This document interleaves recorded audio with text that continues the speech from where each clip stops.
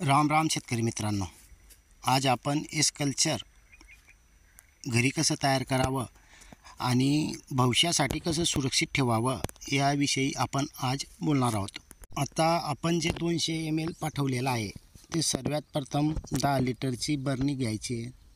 त्याच्यामध्ये 5 लिटर पाणी टाकून द्यायचं आणि हे आपलं आलेलं 200 ml कल्चर त्याच्यात टाकून द्यायचे. त्याच्यात 500 ग्राम गूळ टाकून द्यायचा आहे. सकाळ संध्याकाळ याला चांगलं एकजीव करून घ्यायचे. हे 3 दिवसात तयार होऊन जाईल. हे तयार झाल्यानंतर त्यातून 1 लिटर कल्चर काढून घ्यायचे. आता 1 लिटर कल्चर काढल्यानंतर आपण त्याच्यात अजून 5 लिटरचे जे काढलेलं आहे त्याच्यात 1 लिटर पाणी टाकून द्या आणि 100 ग्राम गूळ टाकून द्या. म्हणजे हे घरी 5 लिटर तसंच्या तसं तयार राहील. आता जे आपण 1 लिटर कल्चर काढलेलं आहे ते शेतात नेऊन 1-2 बॅरल, आता समजा 2 बॅरल असतील तर 2 बॅरलमध्ये 500 ml टाकून द्यायचे आणि त्याच्यात 200 लिटर पाणी भरून त्याच्यात 2 किलो गूळ टाकून द्यायचा आहे. याला आपण सकाळ संध्याकाळ ढवळून घ्यायचे आहे. आता ज्या शेतकऱ्यांकडे असा टाईम नसेल त्यांनी ज्या वेळेला आपण गूळ टाकतोय त्यावेळेला चांगलं गुळाचं पाणी एकजीव करून घ्यायचं आहे. म्हणजे नंतर हलवलं तरी ठीक आहे, नाही हलवलं तरी हे तयार होणार आहे. आता हे 3 दिवसात तयार झाल्यानंतर याला आपण 1 एकरसाठी 200 लिटर कल्चर सोडून द्यायचे. आता या 200 लिटरमधून 1 लिटर शिल्लक ठेवायचे.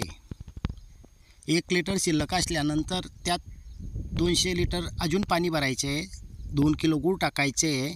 हे अजून असंच तयार होईल. अजून 8 दिवसानं पण असंच चालू ठेवायचे.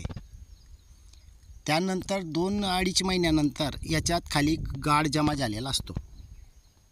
तर शेतकरी मित्रांनो, काही आपण हे उघड्यावर ठेवलेल्या असल्यामुळे याच्यात बाहेरचे जे काही हवा असते, हवामधून पालापाचोळा, काही घाण, माख्या हे भरपूर याच्यात पडत असतं.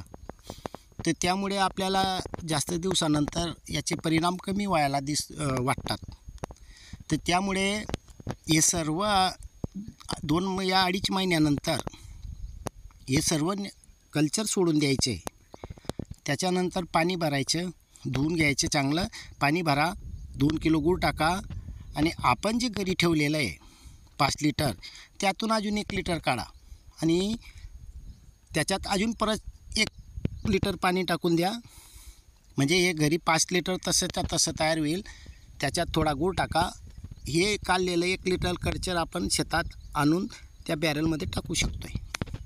म्हणजे आज जे आपल्याला कल्चर काम येतं आहे हे भवितव्यात ही अशी कधी सुविधा केली तर आपल्याला शेवटपर्यंत रिझल्ट चांगले भेटतात.